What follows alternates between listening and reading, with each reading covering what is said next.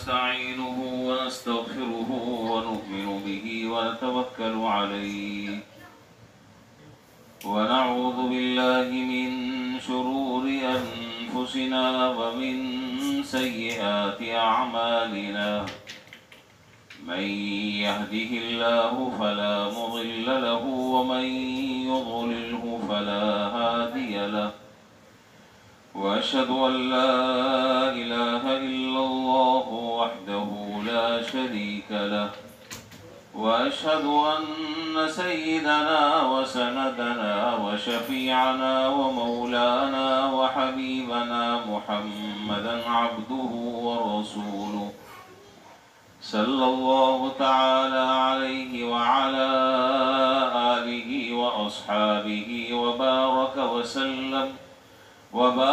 وسلم تسليما كثيرا كثيرا. أما بعد فأعوذ بالله من الشيطان الرجيم. بسم الله الرحمن الرحيم. فاعف عنهم واستغفر لهم وشاورهم في الأمر فإذا عزمت فتوكل على الله إن الله يحب المتوكلين.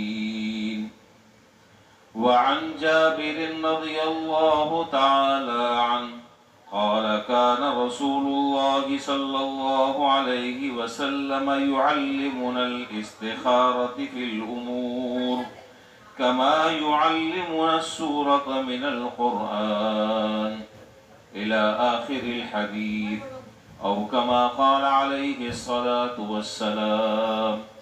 آمنت بالله صدق الله مولانا العظيم وصدق رسوله النبي الكريم ونحن على ذلك لمن الشاهدين والشاكرين والحمد لله رب العالمين.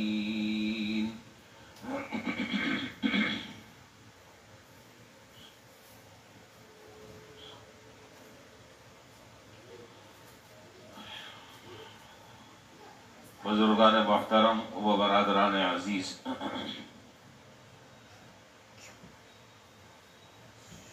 پچھلے 2 جمعوں سے یہ گفتگو چل رہی ہے کہ جناب نبی کریم صلی اللہ علیہ وسلم نے ارشاد فرمایا انسان کی سعادت مندی کی 2 علامتیں، اگر وہ 2 علامتیں اس کے اندر پائی جائیں تو وہ انسان سعادت مند کہلاتا ہے، وہ خوش بخت کہلاتا ہے، وہ نصیب والا کہلاتا ہے.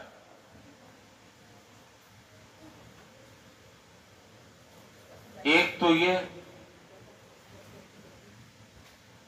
کہ اپنے معاملات میں اس کو اللہ تعالیٰ کی طرف سے مشورہ کرنے کی توفیق مل جاتی ہے، اپنے معاملات کو مشاورت سے وہ طے کرتا ہے. اور دوسرا یہ کہ وہ اپنے اہم معاملات میں اللہ تعالیٰ سے استخارہ کرتا ہے. تو مشورے سے متعلق تو 2 جمعوں میں بہت تفصیل کے ساتھ میں نے ضروری گزارشات عرض کر دی تھی کہ مشورے کی شرعاً حیثیت کیا ہے، کن معاملات میں مشورہ کرنا چاہیے، مشورہ کن لوگوں سے کرنا چاہیے، جس سے مشورہ کر رہے ہیں اس کے اندر کیا شرائط پائی جانی چاہیے، مشورے کی شرعاً حیثیت کیا ہے، مشورے کر کر اگر کام کو کیا جائے تو اس کی برکات کیا ظاہر ہوتی ہیں. یہ ساری کی ساری گفتگو جو ہے تقریباً پچھلے 2 جمعوں میں میں نے مکمل کر لی ہے،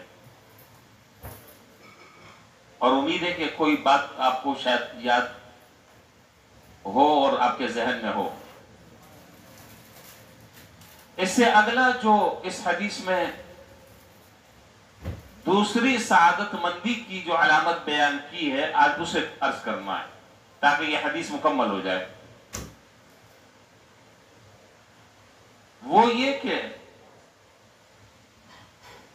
انسان کی سعادت مندی کی دوسری علامت یہ ہے کہ اسے جن کاموں میں استخارہ کرنا ہے ان کاموں میں اللہ تعالیٰ کی طرف سے اسے استخارے کی توفیق مل جائے.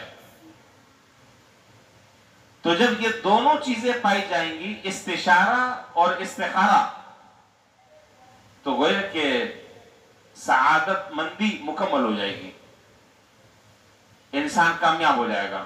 استشارہ بھی کر لیا، استخارہ بھی کر لیا، تیسری کوئی چیز نہیں ہے.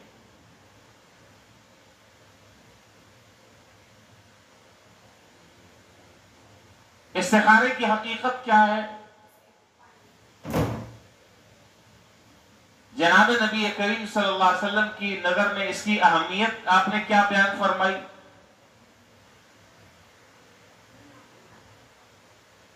اور استخارے کے وہ عام طور طریقے جو ہمارے معاشرے میں رائج ہیں، شرعاً ان کی کیا حیثیت ہے، ان پر ان کا ایک سرسری جائزہ، اور شریعت ہمیں کس راستے کی طرف اور کس چیز کی طرف ہماری رہنمائی کرتی ہے، یہ چند چیزیں سمجھنے کی ہیں جو آج کی گفتگو سے متعلق ہے. یہ اس کے مین عنوانات ہیں جو میں نے آپ کے سامنے عرض کر دیے. اس ضمن میں اور بھی بہت ساری باتیں آ جائیں گی. سب سے پہلی بات یہ ہے کہ حضرت جابر رضی اللہ تعالیٰ عنہ جناب نبی کریم صلی اللہ علیہ وسلم کے جلیل القدر صحابی ہیں. وہ عرض کرتے کہ کان رسول اللہ صلی اللہ علیہ وسلم يعلمنا الاستخارة في الامور كما يعلمنا السورة من القرآن. ذرا سا بات سمجھیے گا، بات سمجھ کے چلیں گے، بہت سارے اشکالات میری اس گفتگو سے خود بخود آپ کے ختم ہو جائیں گے اگر گفتگو سمجھ لیا آپ نے. حضرت جابر رضی اللہ تعالیٰ عنہ کہتے ہیں کہ جناب نبی کریم صلی اللہ علیہ وسلم ہمیں استخارہ اس طرح سکھاتے تھے، استخارے کا طریقہ اور استخارے کی دعا ہمیں اس طریقے سے سکھاتے تھے جیسے کہ آپ ہمیں قرآن کریم کی صورتیں سکھاتے اور سمجھاتے تھے. جس طرح آپ قرآن کریم کی صورتیں سکھاتے اور سمجھاتے تھے، اسی طرح آپ ہمیں استخارے کی تعلیم دیتے تھے.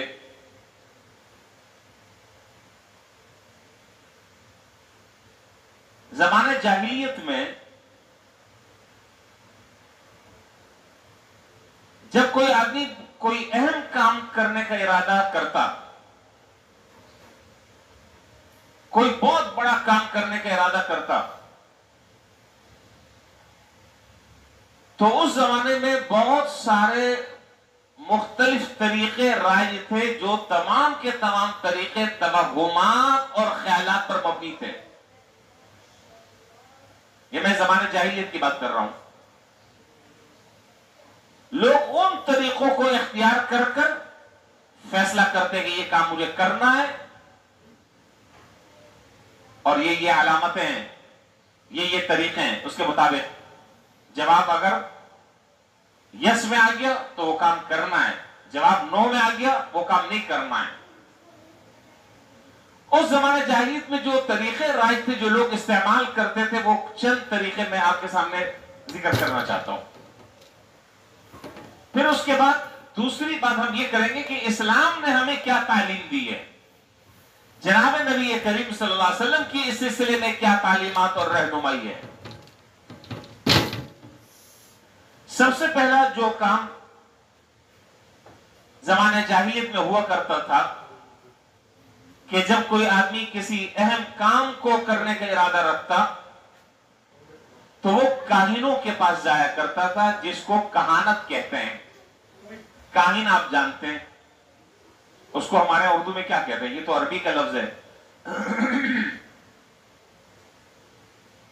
کیا کہتے ہیں اس کو اردو میں؟ نجومی کہہ لیں. تو کاہن اس آدمی کو کہا جاتا ہے جو غیب کی خبریں بتلاتا ہے. کل یہ ہو جائے گا، پرسوں یہ ہو جائے گا، وہ امور کے جو مستقبل سے متعلق ہیں، جو آئندہ کل سے متعلق ہیں، ان کی وہ خبریں دیتا ہے، قطع نظر اس کے کہ وہ خبریں سچی ہیں یا جھوٹی، وہ خبریں صحیح ہیں یا غلط،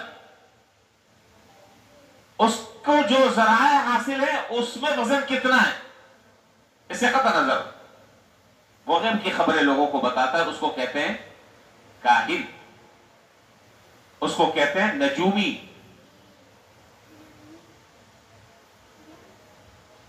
جناب نبی کریم صلی اللہ علیہ وسلم نے دوسری احادیث میں ایسے آدمی کے پاس جانے والے کے لیے شدید وعید بیان فرمائی۔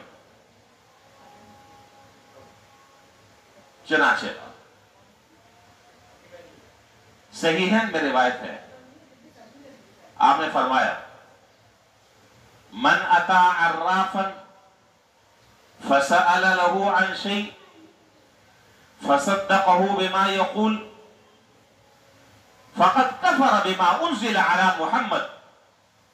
اور دوسری روایت میں لم يقبل الله صلاته 40 لیلہ، جو آدمی کسی کاہن کے پاس گیا، کسی نجومی کے پاس گیا، کسی ہاتھ دیکھنے والے کے پاس گیا اور اس سے اپنی ذات سے متعلق کسی چیز کے بارے میں سوال کیا، اس نے جو جواب دیا اس نے اس بات کی تصدیق کی، گویا کہ یہ آدمی جناب نبی کریم صلی اللہ علیہ وسلم پر اللہ تعالیٰ نے جتنی وحی نازل کی ہے، یہ آدمی ان سب کے ساتھ کفر کرنے والا ہے، اس کا انکار کرنے والا ہے۔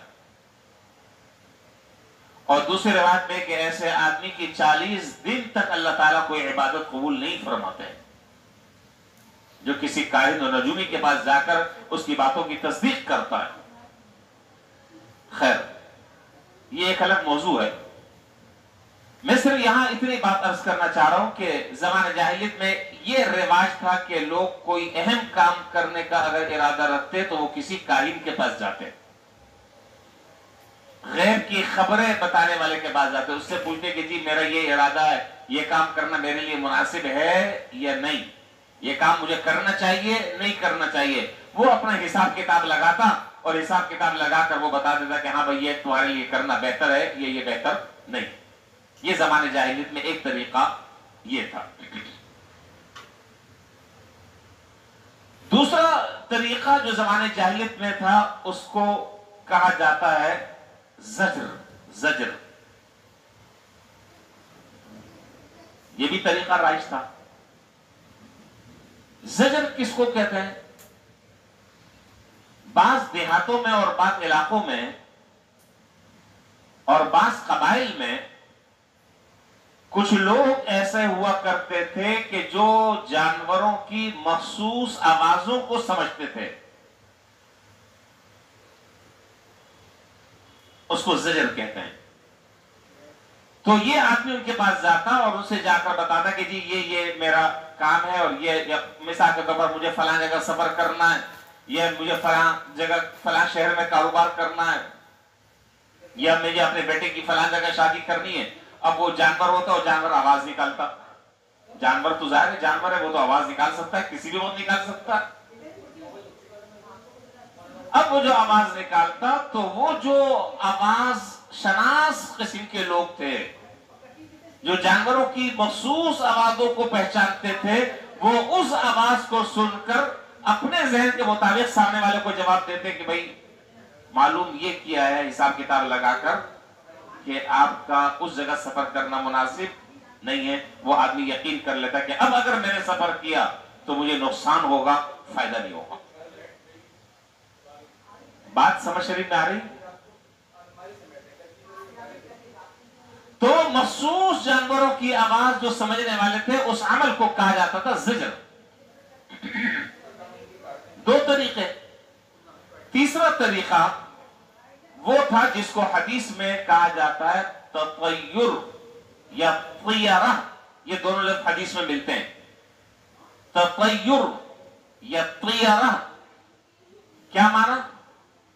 پرندوں سے فال نکالنا، پرندوں سے فال نکالنا۔ یہ طریقہ بھی زمانے جاہلیت میں رائج تھا۔ مثال کے طور پر ایک آدمی کسی شخص کے پاس گئے جو کام یہ دھندے کرتے ہیں، اس نے کہا کہ جی یہ مسئلہ ہے، میرا سفر کرنے کا ارادہ ہے، تو اب میرے لیے یہ سفر میرا مبارک ہوگا یا یہ سفر منحوس ہوگا، اس سفر میں مجھے کامیابی ملے گی ناکامی ملے گی، وہ ایک پرندہ چھوڑ دیتا، ایک پرندہ چھوڑ دیتا۔ اب اگر وہ پرندہ دائیں طرف کو چلا جاتا تو اس سے وہ یہ فال لیتا کہ تم جس سفر میں جا رہے ہو اس سے تمہیں کامیابی ملے گی، اور اگر وہ پرندہ بائیں طرف اڑ جاتا تو یہ فال لی جاتی کہ نہیں، یہ تمہارا سفر منحوس ہے۔ بات سمجھ شریف میں آ رہے؟ یا اسی طریقے سے کوئی کسی اور معاملے میں گیا اور اس نے اس سے مشورہ کیا، تو جیسے ہی باہر نکلا درخت پر کوے نے بولنا شروع کر دیا، کوے نے بولنا شروع کر دیا، کائیں کائیں کرنا شروع کر دیا۔ اب اس نے جو ہے وہ اپنے ذہن سے بتا دیا کہ بھائی اب تمہارے اس کام میں برکت ہوگی یا اس کام میں تم ناکام ہوگے۔ اب سامنے والا اس بات پر یقین کر لیتا کہ بھائی جو اس نے بتا دیا ہے اب وہ ہوگا، اس کے خلاف میں نہیں کر سکتا۔ اس کو کہا جاتا تھا تطیر یا طیرہ، بدفعلی لینا، بدشگونی لینا۔ تطیر کا معنی یہ ہے۔ کتنے طریقے ہو گئے؟ 3۔ چوتھا طریقہ تھا جس کو کہا جاتا ہے استسقام بالازلام، جس کا تذکرہ قرآن کریم میں بھی ہے 5ویں پارے میں۔ استسقام بالازلام، وہ طریقہ کیا تھا؟ وہ طریقہ یہ تھا کہ 7 قسم کے تیر ہوتے تھے۔ تیر جانتے ہیں؟ تیر، اچھا عام طور پر جو تیر ہوتے ہیں ہم نے تو تصویروں میں دیکھا، ویسے تو آپ نے شاید دیکھا، میں نے نہیں دیکھا، میں نے تو تصویروں میں دیکھا۔ کہتے ہیں کہ جو تیر ہوتے ہیں اس کے آگے کی طرف لوہا ہوتا ہے، ایسے ہی ہے، اور پیچھے کی طرف جو ہے وہ لکڑی ہوتی ہے۔ میں جس استسقام کی میں بات کر رہا ہوں، جن تیروں کی میں بات کر رہا ہوں، اس میں نہ آگے لوہا ہوتا تھا نہ پیچھے لکڑی ہوتی تھی، خالی لکڑیاں ہوتی تھی 7 قسم کی۔ عجیب و غریب چکر تھے، عجیب و غریب چکر۔ جناب نبی کریم صلی اللہ علیہ وسلم نے اس امت پر وہ عظیم احسان کیا ہے کہ قیامت تک کہ ہم ان کا شکر ادا نہیں کر سکتے۔ اللہ تعالیٰ نے اسلام کی شکل میں، دین کی شکل میں، جناب نبی کریم صلی اللہ علیہ وسلم کی تعلیمات کی شکل میں اتنی بہترین نعمت عطا فرمائی ہے، اس کی کوئی نظیر نہیں ہے۔ پھر بھی اگر آدمی ان تعلیمات کو چھوڑ کر ان جاہلانہ طریقوں کی طرف آدمی اگر جاتا ہے تو پرلے درجے کا احمق آدمی ہے، بدنصیب آدمی ہے کہ جس کو اتنی مبارک تعلیمات ملی ہیں اسے چھوڑ کر وہ دائیں بائیں منہ مار رہا ہے۔ تو یہ جو 7 قسم کے تیتے درست ہے، اس کی بھی حقیقت سمجھ لیں، مختصر میں بتا رہا ہوں۔ عجیب چکر ہے۔ 3 طرح کے تیر ایسے تھے کہ جس میں یہ لکھا ہوا ہوتا تھا امرنی ربی ونہانی ربی۔ 3 تیروں پر یہ لکھا ہوتا تھا، میرے رب نے مجھے حکم دیا ہے، میرے رب نے مجھے منع کیا ہے، بس۔ 2 تیروں پر کچھ اور لکھا ہوتا تھا، پھر 2 تیروں پر کچھ اور لکھا ہوتا تھا۔ اب سامنے والا جو مسئلہ ہے وہ مسئلہ کس فیلڈ سے تعلق رکھتا ہے، تو ہر مسئلے کے تیر الگ الگ ہوتے تھے۔ مثال کے طور پر اگر کوئی قتل ہو گیا ہے تو اس کا تیر الگ ہے، شادی بیاہ کا مسئلہ ہے اس کے تیر الگ ہیں، گھر میں کوئی لڑائی جھگڑے ہو گئے اس کے تیر الگ ہیں۔ ہر کام کے لیے الگ الگ تیر مختص ہوتے تھے، یہ ان کاموں کے لیے، یہ ان کاموں کے لیے، اور ان تیروں کے ذریعے وہ فال نکالا کرتے تھے۔ اس کو کہا جاتا تھا استسقام بالازلام۔ یہ زمانے جاہلیت کا ایک طریقہ تھا۔ اس کی بھی کوئی حیثیت نہیں ہے۔ اسی طریقے سے ہمارے اس زمانے میں فال لینے کا ایک اور طریقہ ہے، پھر میں اپنی بات اصل شروع کر رہا ہوں، بس آخری بات یہ سمجھ رہے ہیں، ہمارے یہاں بھی فال نکالنے کا طریقہ ہے، وہ کیا ہے؟ وہ طریقہ جو ہے وہ قرآن کریم سے فال نکالتے ہیں۔ وہ کیسے نکالتے ہیں؟ دھندے، اس کے علاوہ اور کچھ نہیں ہے، بس ایک کھیل تماشا چاہیے پیسے بٹورنے کا، اور جو پبلک ہے آپ کو پتا ہے، العوام کالانعام، یہ جو عوام ہے یہ تو چوپائی کی طرح ہے، ان بیچاروں کو تو کچھ، جو ٹوٹوکی بجانا شروع کر دے اس کے پیچھے چل پڑتے ہیں۔ تو قرآن سے فال نکالتے، وہ فال کیا نکالتے؟ وہ قرآن کے ایک دم اچانک درمیان سے کہیں سے کھول لیا، اس کے ایک آدھ صفحے ادھر پلٹ لیے، ایک آدھ صفحے ادھر پلٹ لیے، اور اس کے بعد جو ہے وہ پتہ نہیں کہ مجھے تو سمجھ نہیں آتی کیا طریقہ ہے، یعنی اس کی کوئی لوجک ہونی چاہیے، کوئی فلسفہ ہونا چاہیے، دماغ میں کوئی حکمت آنی چاہیے، کچھ نہیں، بس اب وہ صفحہ ادھر کھول دیا، وہ صفحہ ادھر کھول لیا، وہاں پر کوئی آیت نظر آ گئی، فلانا حساب کتاب کر لیا، بھائی یہ ہے مسئلہ ایسا، ختم بات، لاؤ پیسے دے دو۔ تو میرا خیال یہ کہ یہ کام ہم لوگوں کو بھی شروع کر لینا چاہیے، مہنگائی بہت ہے آپ کو پتا ہے، تو یہ مفت کے دھندے ہیں، مفت کے، تو یہ اس طریقے سے بھی فال نکالتے ہیں قرآن سے۔ اور کوئی جو ہے وہ قرآن میں چھری رکھتا ہے، چھری چاقو رکھتا ہے، اور اس کے ذریعے وہ فال نکالتا ہے، اللہ عالم۔ یہ تو ساری باتیں میں نے وہ عرض کر دی کہ جو زمانے جاہلیت میں رائج تھی۔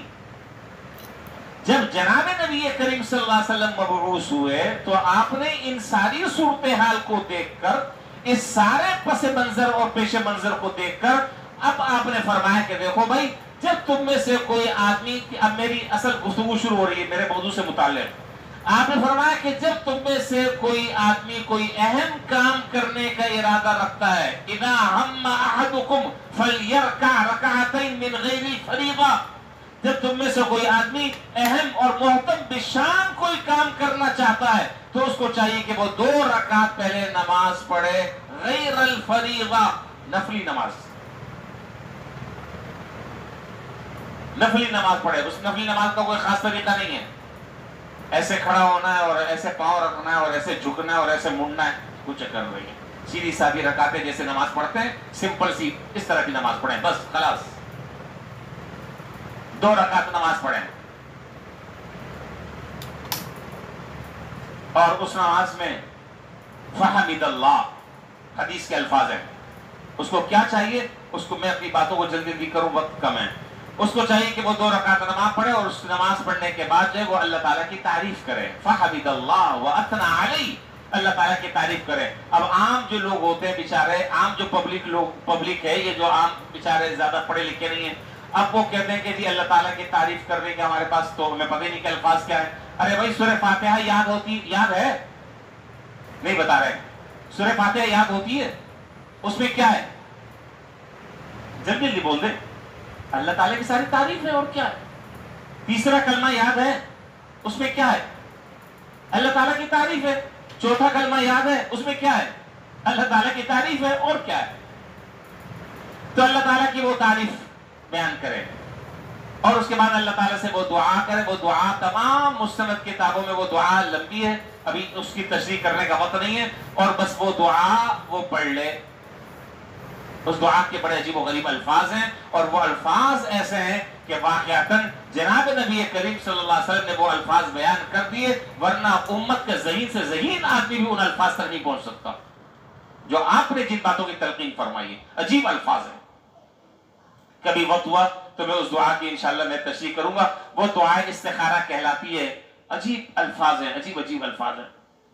مثلا مثال کے طور پر اس کے اندر یہ ہے کہ وہ اللہ تعالیٰ سے دعا کرے، دعا یہ کرے کہ یا اللہ اب یہ جو میں کام کرنا چاہ رہا ہوں، یا میرا جس کام کرنے کا ارادہ ہے، اگر اس کام کے کرنے میں میرے لیے دنیا کے اعتبار سے اور دین کے اعتبار سے، معاش کے اعتبار سے، آخرت کے اعتبار سے اگر بہتری ہے فیسرہ لی، تو آپ اس کو میرے لیے آسان کر دیں۔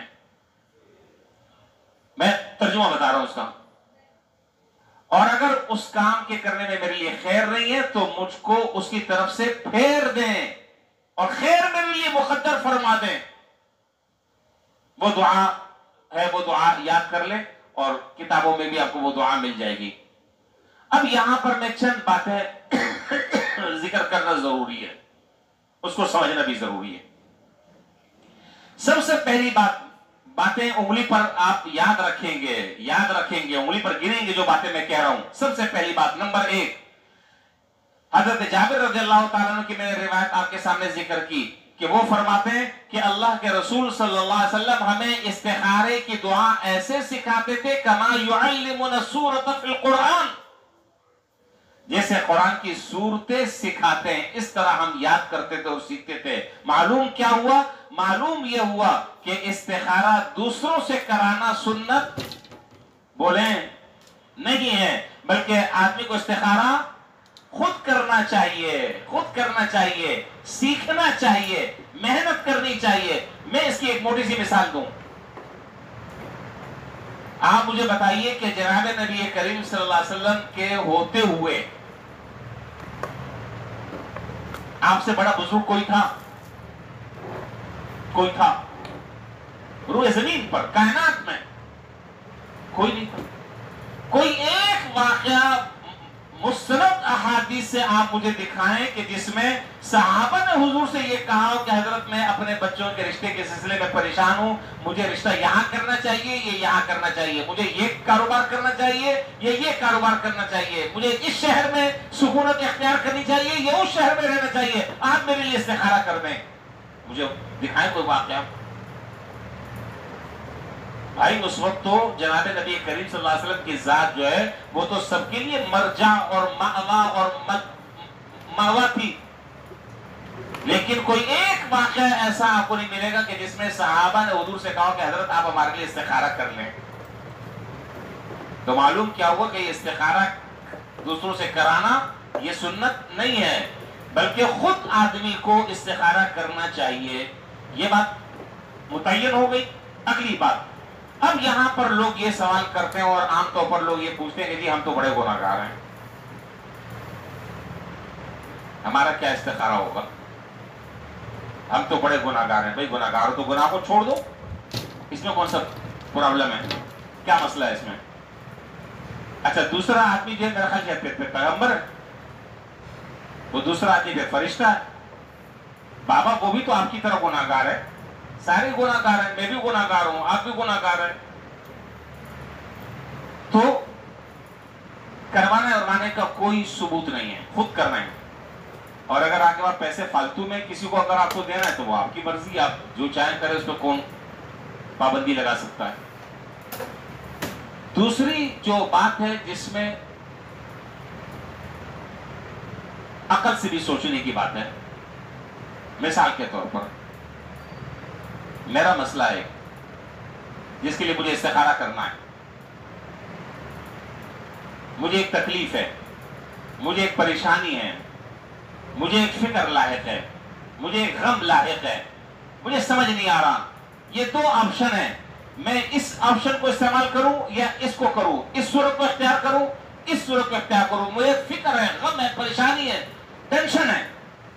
اب آپ مجھے یہ بتائیں کہ میری یہ ٹینشن، یہ فکر، یہ غم دوسرا آدمی کہاں سے لا سکتا ہے؟ لا سکتا ہے؟ بھائی میں جس کیفیت سے دو چار ہوں، میں جس غم و اندوہناک صورتحال سے میں گزر رہا ہوں، دوسرے آدمی کو اس کے کیا مسئلہ ہے؟ آپ کا کام ہوتا ہے، ہو نہیں ہوتا نہیں، وہ بھاڑ میں جاؤ، مجھے تو فیس چاہیے. تو جب آدمی خود استخارہ کرے گا تو اس وقت وہ جس فکر کے ساتھ کرے گا، جس غور و فکر کے ساتھ کرے گا، جس سوچ و بچار کے ساتھ کرے گا، اور اس استخارہ کرنے میں اللہ تعالیٰ کی طرف رجوع کرنے کی جو کیفیت ہوگی، وہ کیفیت دوسرا آدمی اپنے اندر پیدا نہیں کر سکتا. وہ خود کرے استخارہ. تو سیکھیں. مسئلہ یہ کہ ہم محنت نہیں کرنا چاہتے، محنت کریں، سیکھیں، جو سنت طریقہ ہے اس طریقے کو اختیار کریں. یہ بات بھی ہو گئی. دوسری بات یہ ہے کہ حدیث میں ہے کہ 2 رکعت آدمی نفل نماز پڑھ لے اور نفل نماز پڑھ کر استخارے کی دعا کر لے بس. اب اس کے بعد بہت ساری چیزیں ہمارے معاشرے میں رائج ہیں، ان چیزوں کو سمجھ لیں. مثال کے طور پر استخارہ کرنے کے بعد سو جانا ہے، اور بستر پر بھی سفید چادر ہونی چاہیے، اس پر بھی عطر لگائی بھی ہو. کمرے میں موم بتی کہتے ہیں، کیا کہتے ہیں، اگربتی. ہاں، کمرے میں جو ہے وہ اگربتی ہو یا کوئی بخور وغیرہ، کوئی دھونی وغیرہ دے دی ہو، کمرہ خوشبودار ہو. سب ڈرامے بازی ہے، کچھ نہیں ہے، سب چکر ہے. نہ استخارے کے لیے سونا ضروری ہے، شرط ہے، نہ جاگنا شرط ہے، نہ دن ہونا شرط ہے، نہ رات ہونا شرط ہے. کچھ ہی بھی ضروری نہیں ہے. بھئی اگر آپ نے استخارہ صرف رات استخارے کے بعد آدمی کسی سے بات نہ کرے، یہ بات اس لیے کہتے ہیں کہ ذرا سا یکسوئی سے استخارہ کر لے بس. اگر اس کو سوئے بغیر یکسوئی حاصل ہو جاتی ہے تو پھر سونا ضروری ہے. اب آپ زبردستی پکڑ کے اس بیچارے کو لٹا رہے، وہ کہہ رہا ہے مجھے نیند نہیں آ رہی. نہیں، تم نے استخارہ کیا، لیٹو، تمہاری ایسی کی تیسی. لگا رہے 2-4 چماٹ. یا اللہ، کیا کر رہے بھائی. یہ سب باتیں سمجھ لیں اچھی طرح. یہ ہنسنے کی بات نہیں ہے، مذاق نہیں کر رہا ہوں. تو ہمارے یہاں ایک خاص تصور ہے، ایک خاص تصور ہے، اس تصور کے ساتھ ہم استخارہ کرنا چاہتے ہیں. اچھا، اب بستر پر وہ لیٹنا ہے، سفید چادر بچھی بھی ہو، اب وہ چشمہ لگا کے سو رہا ہے. بھائی چشمہ کیوں لگایا ہوا ہے؟ وہ چشمہ میں نے اس لیے لگایا کہ کوئی بزرگ نظر آئیں گے اور خواب میں وہ مجھے بتلائیں گے کہ بھائی یہ بزرگ اتنے فارغ نہیں ہوتے. جو بزرگ ہوتے ہیں نا وہ فارغ نہیں ہوتے، اور جو بزرگ نہیں ہوتے وہ فارغ ہی فارغ ہوتے ہیں. سمجھ رہے ہیں بات؟ جو بزرگ ہوتے ہیں وہ فارغ نہیں ہوتے، اور جو فارغ ہوتے ہیں سیدھی لاجک ہے یہ آپ سمجھ رہے ہیں. اب کس بزرگ کے پاس ٹائم نہیں اتنا کہ وہ آپ کے پاس آئے گا اور آ کر آپ کا ہاتھ پکڑے گا اور ہاتھ پکڑ کر کہے گا کہ حضرت اب آپ یہ کام کر لیں، یہاں پر آپ رشتہ کر لیں، یہ کاروبار آپ کر لیں. کوئی نظر وظر نہیں آتا، کوئی بزرگ نہیں آئے گا. یہ نہ ہو کہ آپ چشمہ لگا کے سو رہے ہیں، 2 دن تک سوتے رہے، اب بزرگ تو آئے نہیں، آپ نے کمر کی ایسی کی تیسی کر دی. کچھ بھی نہیں. صرف اتنی سی بات ہے کہ آپ 3 دن کریں، 5 دن کریں، 7 دن کریں. استخارہ اگر آپ نے سنت کے مطابق کر لیا تو اگر اللہ تعالیٰ سے آپ نے دعا کر لی، رو رو کر دعا مانگ لی، اللہ تعالیٰ کی طرف متوجہ ہو گئے. اب اس کے بعد جو ہے وہ اللہ تعالیٰ آپ کے دل میں اگر ایک طرف میلان پیدا کر دیتے ہیں، ذہن کا رجحان ایک طرف ہو جاتا ہے، بس اسی میں انشاءاللہ خیر ہے. اس کام کو ہم کر لیں. نہ روشنی نظر آئے گی، نہ موم بتی نظر آئے گی، نہ بابا نظر آئیں گے، اور نہ باجا نظر آئے گا. کچھ بھی نہیں، کچھ بھی نہیں.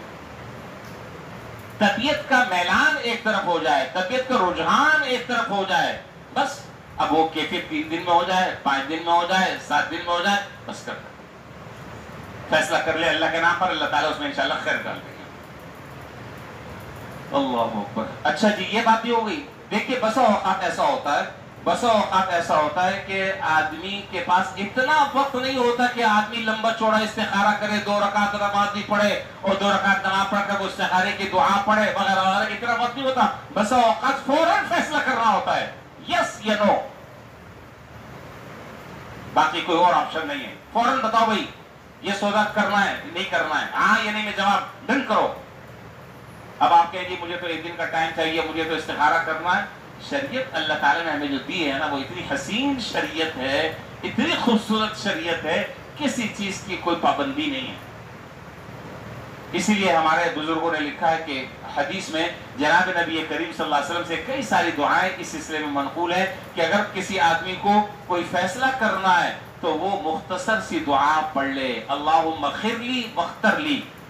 پڑھ لے میرے ساتھ تاکہ آپ کو یاد ہو جائے. اللہم خر لی واختر لی. دونوں جملوں کا حاصل یہ ہے کہ یا اللہ آپ میری بہتر چیز منتخب فرما دیں. بس یہ ہو گیا استخارہ. اب آپ مجھے بتائیں اس کے لیے اب آپ بزرگ کو تلاش کر رہے ہیں. بزرگ کو تلاش کرتے کرتے کرتے کرتے وہ معاملہ ہی بڑھ گیا. اب کیا ہوگا؟ مختصر سی دعا ہے، پڑھیں اللہم اغفر لی واختر لی. پڑھتے رہیں، کثرت سے پڑھتے رہیں، کوئی تعداد نہیں ہے اس کی. اب اس کے بعد یہ نہ ہو کہ جمعے کے بعد جب میں جانے لگوں اچھا جی کیسے پڑھنا ہے، ٹوپی لگانا ہے بغیر ٹوپی کے، سیدھا سیدھا چلنا ہے ٹیڑھا ٹیڑھا.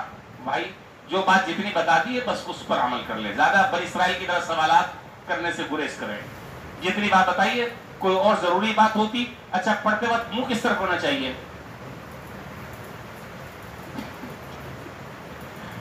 تو یہ سارے جو سوالات ہیں فرضی سوالات ہیں، یہ ان چکروں میں نہ پڑیں، جتنی بات بتائی جائے بس اس پر عمل کر لیں. دعا پڑھتے رہیں، چلتے پھرتے اٹھتے بیٹھتے سوتے جاگتے دعا پڑھ لیں. میں نے دعا بتائی اللہم اغفر لی، اگلا جملہ بختر لی، اس دعا کو یاد کر لیں، یہ مختصر استخارے کی دعا ہے، فوراً آپ کو فیصلہ کرنا ہے. اسی طرح حدیث میں ایک اور دعا بھی سکھائی، اللہم اہدنی وسددنی، بڑی عجیب دعا ہے. اللہم اہدنی وسددنی، اے اللہ درست راستے کی طرف میری رہنمائی فرما دیں. ایک اور دعا ہے اللہم الہمنی رشدی واعذنی من شر نفسی، یہ تو ذرا سا آپ کے لیے مشکل ہو جائے گی. تو دو دعائیں میں نے مختصر بتا دی. اچھا اب میں آخری بات کر وقت بھی ہوا چاہتا ہے، میں آخری بات کر بات ختم کر رہا ہوں. چاہے استخارے کی وہ لمبی دعا جو احادیث سے ثابت ہے، یا استخارے کی وہ مختصر ترین دعائیں جو میں نے ابھی تینوں دعائیں آپ کے سامنے بتائیں، یہ تین دعائیں نہیں بتائیں مختصر سی. اللہم اغفر لی بختر لی، دوسری دعا بتائی اللہم سددنی وہدنی، تیسری دعا بتائی اللہم الہمنی رشدی واعذنی من شر نفسی. تمام کی تمام دعاؤں کا حاصل یہ ہے، سمجھ لیں بات، تمام کی تمام دعاؤں کا حاصل یہ ہے کہ آدمی جب کوئی محتم بشان کام کرنا چاہے تو حقیقت میں وہ اللہ کی طرف رجوع کر لے. بس یہ ہے ساری باتوں کا خلاصہ. یہ ساری دعاؤں کا خلاصہ اور حاصل یہ ہے کہ جب تم کوئی اہم کام کرنا چاہو تو اللہ تعالیٰ کی طرف رجوع کر لو.